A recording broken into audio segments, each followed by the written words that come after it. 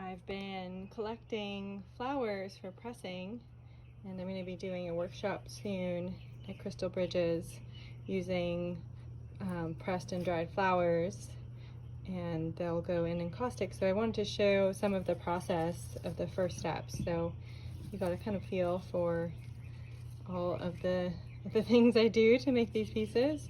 So I just went out to the garden. It was raining, so things are a little bit wet. So the first step is to make sure your plants are dried off, and then they can be put in a press. So to show you what I've got, we've got some sorrel and some asparagus. That's when they're closed still, and here's like when they're open, they look really nice pressed. I have these beautiful gomphrena, which hold their color really well because they dry and hold that bright color.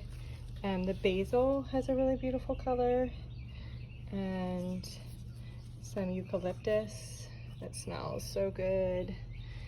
I love eucalyptus. I'm so glad that my plant survived our cold winter this year, so I could have some more eucalyptus. I grabbed some leaves of yarrow.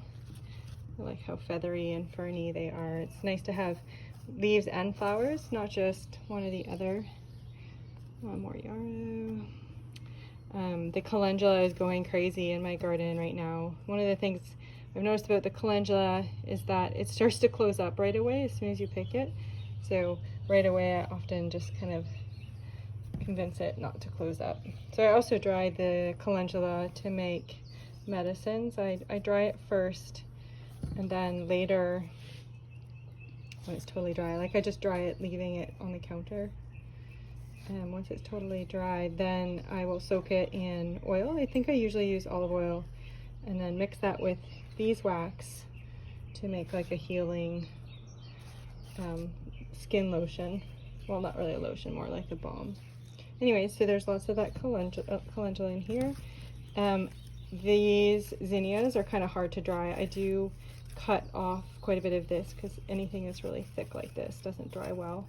So I'll come and take a razor and cut some of that off before I dry it.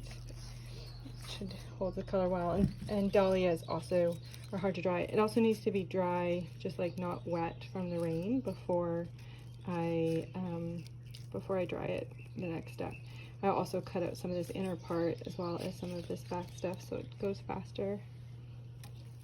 There is a little bit more gomphrena and some sweet anise, which is another medicinal herb that has a nice leaf shape.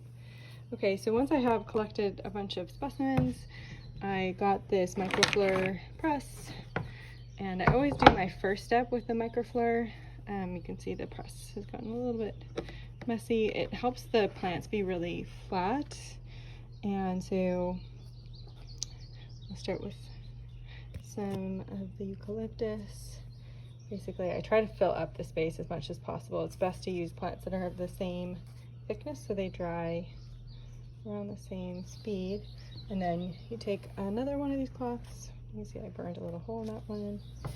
And then the top piece, I'll put the dirty side down and keep the nice side up. And then finish the sandwich. And then I microwave this for just, I think it's like 25 seconds with these clamps on it. And then wait for a little bit and then microwave it again. Or I've been using a casserole dish, taking them out of this once they're kind of flat, and it's been also drying them really well.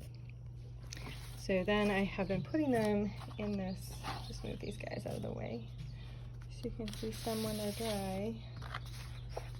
Maybe. Where are you guys? So I've been putting them here in this just to store them before I use any of them. These guys are really hard to dry, but they kept their color really nice. This is some celosia. It's also known as coxcomb. And so here is some of the calendula dried, and this is zinnia. These ones are a little bit crinkly. So then I spray them with a UV spray just to keep their color a little bit longer. Some roses, they're a little bit stuck. The UV spray should help them keep their color. a lot longer than they would otherwise. Obviously they shouldn't be in the sun because UV definitely affects them. Oh, here's some nice big roses. Everybody's stuck to here. Just flip this over so you can see these really pretty roses. Pretty delicate. And a little bit more of the calendula. These ones actually have their leaves on them. Even the back of this is really nice.